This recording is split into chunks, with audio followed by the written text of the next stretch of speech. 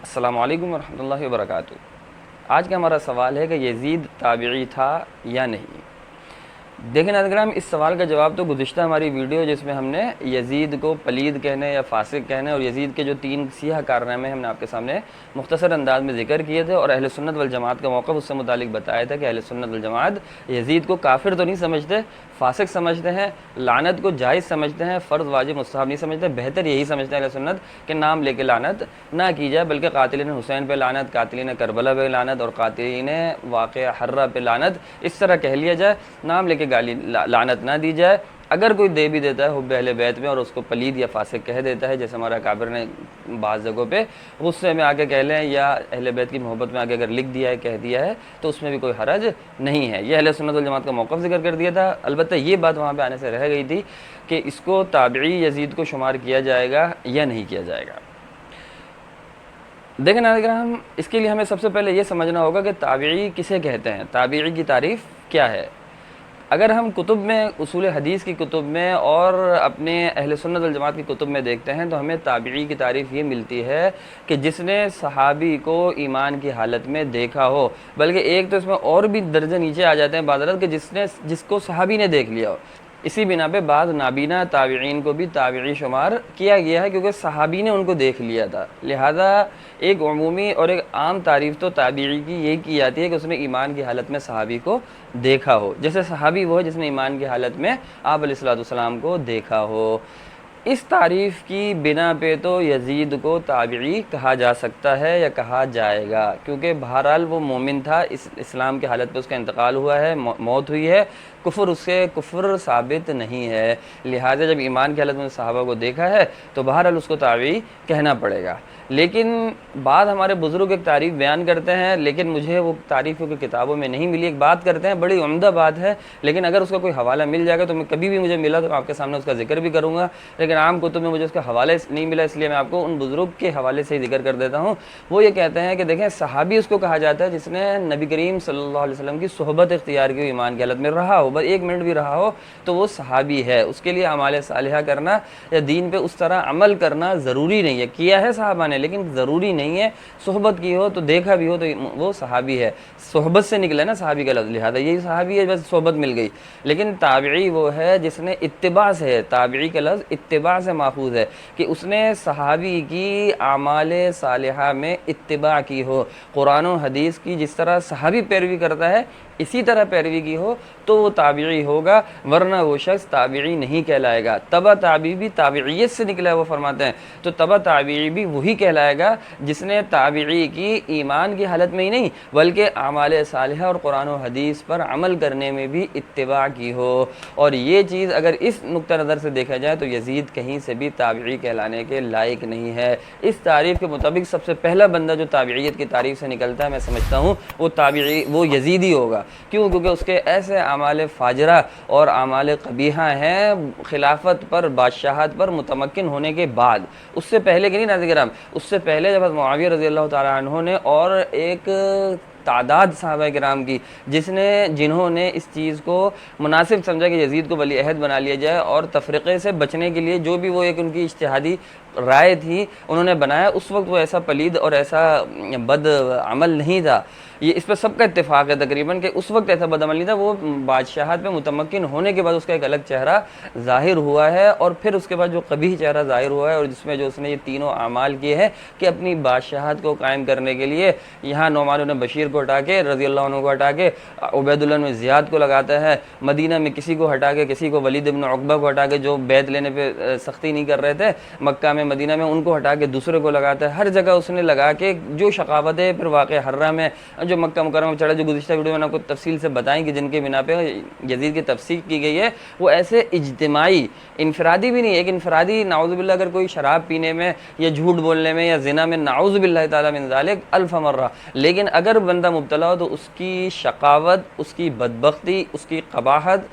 قسم کہا کے کہا جا سکتا ہے اتنی زیادہ نہیں ہے جتنی اجتماعیت میں خباثتوں کی ضلالت ہوتی ہے، قباحت ہوتی ہے، اور یزید میں اجتماعی ضلالتیں بہت زیادہ تھیں۔ انفرادی والوں کا ہمیں علم نہیں ہے، ہمیں قوی سند سے ایسی کوئی بات نہیں معلوم ہوتی کہ وہ شرابی تھا یا زانی تھا۔ بعض روایت ہیں وہ شیعوں سے مروی ہیں یا اس کے بعد راوی شیعہ ہیں، تو ہمارے جو حضرات یزید سے محبت کرتے ہیں یا یزید کے بارے میں نرم گوشہ رکھتے ہیں، پھر وہ آ جاتے ہیں ان روایتوں کی طرفداری ان کو رد کرنے کے لیے، اس لیے ہم ان یزید سے متعلق ایسی انفرادی کسی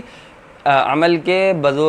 یقین کے ساتھ قائل نہیں ہے، اس کو چھوڑ دیں۔ لیکن اجتماعی جو اس کی قباحتیں تھیں، یہ تینوں واقعات خاص طور پہ، اس کے علاوہ بھی انفرادی طور پہ جو صحابہ و تابعین پہ ظلم ہوئے ہیں، تو اس کے بعد یزید کو اس تعریف کے مطابق تابعیت میں شمار کرنے کی کوئی گنجائش نہیں ہے، کیونکہ اس نے صحابہ کرام کے، اس نے اپنے والد گرامی کے جو منہج تھا کہ وہ ہر ایک کے پاس جا کے اس کو قائل کرنے کی کوشش کرتے تھے۔ انہوں نے یزید سے متعلق قائل کرنے کی جب ولی عہد بنا رہے تھے، مکہ آئے ہیں، وہ ہر جگہ گئے ہیں، لیکن انہوں نے جبر نہیں کیا کسی پہ، اس طرح جبر نہیں کیا جس طرح یزید نے جبر کیا تھا کہ مانو ورنہ گردن اڑا دی جائے گی، میری بیعت کرو ورنہ چڑھائی کر دو مدینہ کے اوپر، چاہے کچھ بھی ہو جائے، سب لوٹ لو مار دو، لیکن میری بیعت لینی ہے۔ یہ طریقہ کار صحابہ کرام کا نہیں تھا، یہ طریقہ کرام ان کے والد گرامی حضرت معاویہ بن ابی سفیان رضی اللہ تعالی عنہ کا بھی نہیں تھا۔ لہذا اس تعریف کے مطابق یزید کو کسی بھی طور پہ تابعی شمار نہیں کیا جا سکتا۔ پہلی تعریف کے مطابق میں نے بتایا جس نے صرف صحابی کو دیکھا ہو، اس تعریف کے مطابق تو یزید تابعی کہا جا سکتا ہے کیونکہ مسلمان تھا، لیکن دوسری تعریف کے مطابق کہ اس نے کسی تابعی کی ایمان، اسلام اور قرآن و سنت پہ عمل کے مطابق اتباع کی ہو، دین پہ اسی طرح چلا ہو جس طرح صحابی چلتا ہے، تو اس تعریف کے مطابق پھر یزید کہیں سے بھی تابعی کہلانے کے لائق نہیں ہے۔ ایک وضاحت میں اور بھی کر دوں یہاں پر کہ گزشتہ ویڈیو میں جو یزید سے متعلق میں نے بنائی تھی، میں نے ایک بات یہ کہی تھی کہ یزید واقعہ کربلا کا ذمہ دار ہے، اور واقعہ حرہ اور واقعہ جو مکہ مکرمہ میں چڑھائی کا جو واقعہ ہے عبداللہ بن زبیر رضی اللہ عنہ، اس کا تو لامحالہ، اس کا تو اپنے غیر سب مانتے ہیں کہ یزید ہی جو ہے ذمہ دار ہے، اس نے ہی فوج بھیجی مسلم بن عقبہ کی قیادت میں، تو اس کا تو ذمہ دار بہرحال وہی ہے، لیکن کربلا میں قتل حسین رضی اللہ عنہ کا ذمہ دار میں نے آپ کو کہا تھا کہ یزید ہے۔ اس سے یہ بات کوئی نہ سمجھے کہ یزید ہی ذمہ دار ہے اور کوئی ذمہ دار نہیں ہے، اس وقت یزید کی بات چل رہی تھی، تو اس سینس میں نے ایک بات یہ کہی کہ یزید بھی اہل سنت والجماعت کے نزدیک ذمہ دار ہے۔ اس کے میں نے دو دلائل آپ کو دیے تھے، اور بھی بہت سی دلیلیں، لیکن دو بڑی دلیلیں میں نے آپ کو دی تھیں۔ ایک حضرت نعمان بن بشیر رضی اللہ عنہ کو ہٹا کے عبید اللہ بن زیاد جیسے شقی القلب کو لگانا کہ جو کسی بھی قیمت پہ حضرت حسین رضی اللہ عنہ کا چاہے سر بھی اتار سکتا تھا، وہ یہ یزید کو معلوم تھا اور اس نے کوئی ایسی ہدایات بھی نہیں دی۔ دوسری بات یہی میں نے آپ کو بتائی تھی کہ اس نے کوئی ہدایات یا اس نے کوئی افسوس بھی بات بھی نہیں کیا، اور بیچ میں کوئی ہدایات بھی عبید اللہ بن زیاد کو ایسی نہیں دی کہ بنو ہاشم کو، حضرت حضور علیہ الصلوۃ والسلام کے نواسے کو ایک اگر ادنا سے بھی نقصان پہنچا، ایک خراش بھی آئی تو میں تجھے نہیں چھوڑوں گا، ایسی کوئی بات اگر یزید سے ثابت ہے تو کوئی بندہ بھی لا کے دکھا دے کہ اس نے کوئی ایسی ہدایت عبید اللہ بن زیاد کو کی ہو کہ نقصان نہیں پہنچا جائے۔ اس نے ایک خط جو لکھا بھی ہے اس میں بھی اتنے مبہم الفاظ میں اس نے بنو ہاشم کی تو طرفداری بھی نہیں کی، اس کا خلاصہ بس یہی نکلتا ہے کسی بھی قیمت پہ بیعت لینی ہے یزید نے کہا، تو عبید اللہ بن زیاد بھی اسی پہ ڈٹا رہا، جبکہ حضرت حسین رضی اللہ تعالیٰ عنہ نے مستند روایات سے معلوم ہوتا ہے ایسی پیشکشیں کی تھی کہ جس کے اوپر حر بن یزید جو ان کے لشکر کا ادھر حضرت حسین کی طرف چلے گیا تھا، اور بعد دیگر اشخاص نے بھی کہا کہ بھائی یہ پیشکشیں تو ایک کافر بھی کرے تو ایک مسلمان کو مان لینی چاہیے، یہاں تو آپ علیہ الصلوۃ والسلام کا نواسہ اہل بیت کا سردار آپ سے دعا پیشکش آپ کو کر رہا ہے، وہ بڑی عجیب و غریب اور بہت ہی یعنی ایسی پیشکش تھی، لیکن یہ جو خبیث ایسا مطالبہ کر رہا تھا عبید اللہ بن زیاد اور اپنے عمر بن سعد اور دیگر کے ذریعے سے ایسی مطالبہ کر رہا تھا کہ حسین کو بس ہتکڑیاں پہنا کے رضی اللہ عنہ کو میرے پاس لایا جائے، اس کے لیے نبوت کا خانوادے کا کوئی شخص تیار نہیں ہو سکتا، ایک بغیر شخص بھی تیار نہیں ہو سکتا، وہ تو اتنے غیرت مند تھے کہ ان کی غیرت پہ ہزاروں جانیں قربان ہو جائیں، وہ کیسے اس خباثت کو اور اس ذلت کو برداشت کر سکتے تھے، لیکن وہ جو مطالبے کر رہے تھے وہ بالکل حق پہ تھے۔ میں نے بتایا ان کے اپنے بندے کہہ رہے تھے کہ بھائی یہ تو ایک کافر بھی مطالبہ کرے تو مان لیا جائے، لیکن یہاں پہ بڑے فسادی قسم کے لوگ موجود تھے، اور عبید اللہ بن زیاد میں نے بتایا سب سے پہلے اتنا بڑا بدبخت تھا جس کو یزید نے گورنر لگایا تھا کہ وہ کسی بھی قیمت پہ یزید کی بیعت اور اپنی بھی واہ واہ کرانے کے چکر میں تھا، اس لیے اس نے وہ بات نہیں مانی، ورنہ اگر وہ حسین کو شام ہی جانے دیتا کہ وہ یزید سے خود ملاقات کر کے معاملات طے کر لیتے یا مدینہ جانے دیتا، جو مستند روایت سے یہ باتیں معلوم ہوتی ہیں جو پیشکشیں حضرت حسین نے کی تھیں، لیکن جب یہ نہیں ہوئی تو میں نے آپ کو بتایا اس سینس میں آپ سے بتا رہا تھا کہ حضرت یزید جو ہے وہ حضرت حسین رضی اللہ تعالیٰ عنہ کے قتل کا واقعہ کربلا کا، اور یہ واقعہ کوئی ایک منٹ میں یا ایک گھنٹے میں یا ایک دن میں نہیں ہو گیا، بعض ناسبی تو ایسا ذکر کرتے ہیں کہ کچھ ہوا ہی نہیں تھا، بس ایک گھنٹے آدھا گھنٹے کا کوئی معاملہ تھا، بس ایسے ہوا اور ختم ہو گیا. ایسا نہیں ہے ناظرین کرام, یہ ایک عرصہ چلا ہے. 8 ذوالحجہ کو یا 6 ذوالحجہ ایک روایت کے مطابق آتا ہے کہ حضرت حسین رضی اللہ عنہ مکہ مکرمہ سے, مدینہ سے تو مکہ آ گئے تھے 3-4 مہینے کے لیے, پھر مکہ مکرمہ سے عید الاضحیٰ جو تھی 60 ہجری کی, گویا کہ اس سے 4 دن قبل یا 6 دن قبل آپ مکہ مکرمہ سے نکلے ہیں. جب وہاں سے نکلے ہیں اور پھر 10 محرم کو یہ واقعہ ہوا ہے, تو 1 مہینہ 6 دن حضرت حسین رضی اللہ عنہ سفر میں رہے ہیں. یزید کو نہیں پتہ چلا تھا کہ کیا ہونے والا ہے, پتہ تھا, اس نے ایک آدھ خط بھی بیچ میں لکھے ہیں, وہ سب جانتا تھا کہ کیا ہونے والا ہے. اور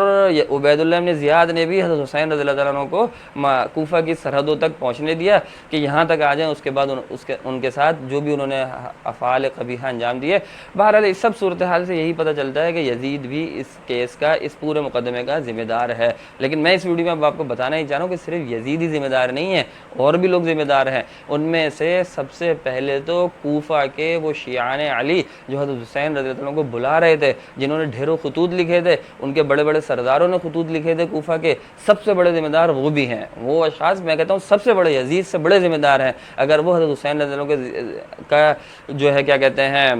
ساتھ دیتے تو ایسا واقعہ شاید رونما ہونا ناممکن تھا. بعض مستند روایت سے معلوم ہوتا ہے کہ جب حضرت حسین رضی اللہ عنہ کو یہاں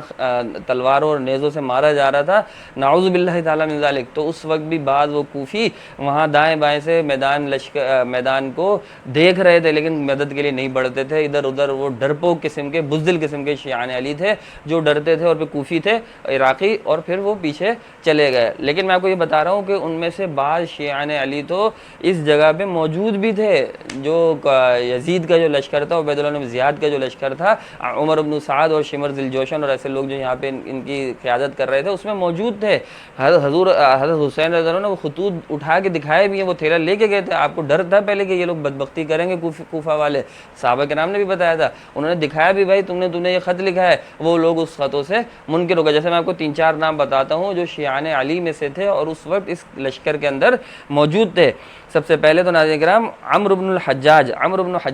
یہ شخص جب مسلم بن عقیل رضی اللہ تعالیٰ عنہ یہاں کوفہ آئے تھے, تو جو قصر عمارت پہ حملہ کیا گیا تھا اس کو انچارج کر رہا تھا, یہ لیڈر تھا اس کا, اور یہ ابھی جو ہے اس لشکر کے اندر موجود تھا. شیعان علی میں سے تھا اور دشمن کے لشکر پہ موجود تھا. شمر بن ذی الجوشن جنگ صفین میں حضرت علی کے ساتھ تھا, رضی اللہ تعالیٰ عنہ کے ساتھ تھا, شیعان علی میں سے تھا, اور ابھی دشمن کی صف کے اندر کھڑا ہوا تھا. عبداللہ ابن زہیر ابن سلیم, قیس ابن الاشعث, سنان ابن الاشجعی, خولہ ابن یزید الاصبحی اور دیگر بھی بعض افراد ہیں جن کے اوپر شیعان علی ہونے کا قول کیا گیا ہے کہ یہ موجود تھے مختلف مقامات پہ, شیعان علی تھے پہلے, اور فی الحال بزدلی کی وجہ سے یا دیگر کسی اور وجوہات کی بنا پہ دشمن کے لشکر کے اندر موجود تھے. لیکن یہ اگر تھے یا نہیں تھے, ان کو ایک طرف بھی کر دیں, میں آپ کو یہ بتا رہا ہوں کہ پورا کوفہ اس چیز کا ذمہ دار تھا. ہر وہ شخص جس نے حضرت حسین رضی اللہ عنہ کو بلانے کی خواہش کی, اور پھر وہ ہزاروں لوگ جنہوں نے مسلم بن عقیل کے ہاتھ میں بیعت کی تھی, اب کہاں ہٹ گئے تھے, اب کہاں چھپ گئے تھے؟ ظاہری بات ہے یزید سے ڈر گئے تھے, عبید اللہ بن زیاد سے ڈر گئے تھے, لیکن نواز رسول کو چھوڑا ہے اور اس کے بعد وہ شہادت ہوئی ہے, تو ظاہری بات ہے وہ بھی ذمہ دار ہیں. بعض ناسبی کا لفظ جیسے بولو آپ سمجھ جایا کریں, جن کو حضرت علی رضی اللہ عنہ اور حضرت حسین سے اس واقعے سے بغض ہے پورے اہل بیت سے, تو وہ لوگ تو اس واقعے کربلا کو اس طرح بھی پیش کرتے ہیں, اگر کہ یہاں پہ سب بڑا آپ سمجھ جائیں بیان کرنے والا ناسبی ہے, کہ وہ یہ پیش کرتے ہیں کہ یہاں تو گویا کہ یزید, عبید اللہ بن زیاد, یہ سب تو گویا کہ فرشتے تھے, ان کا تو کوئی قصور ہی نہیں تھا, عمر بن سعد کا, شمر ذی الجوشن کا. وہ یہ کہتے ہیں کہ یہ سارے صرف کوفی ہی ذمہ دار ہیں, صرف شیعان علی ذمہ دار ہیں. حضرت حسین نے یہ کیا تھا رضی اللہ عنہ نے کہ وہ جیسے خطوط دکھائے, تو یہ لوگوں نے یہ بولا شیعان علی نے کہ اگر یہ خط یزید تک پہنچ گئے تو یزید تو ہمیں مار دے گا پھر دوبارہ, یہ تو ثبوت ہے کہ ہم نے خط لکھے تھے, تو ہم گویا کہ حسین کے ساتھ ملے رضی اللہ عنہ کے ساتھ. تو وہ لوگ یہ واقعہ اس طرح بیان کرتے ہیں کہ شیعان علی نے حملہ کر دیا اور وہ خطوط جلانے کے لیے, اور پھر انہوں نے قتل و غارت گری بھی کی, اور یہ جو پوری فوج تھی یزید کی, یہ تو گویا کہ اس سے بالکل فرشتے ہیں, بری ہیں, شیعان علی ہی ذمہ دار ہیں, شیعان علی ہی قاتل ہیں, اور گویا کہ وہ چاہتے ہی نہیں تھے دوسری فوج والے تو کہ کوئی ایسا واقعہ رونما ہو. لیکن یہ اس واقعے کی غلط تشریح ہے, صحیح روایات سے ہی ملتا ہے کہ عبید اللہ بن زیاد کے ساتھ سارے معاملات چل رہے تھے,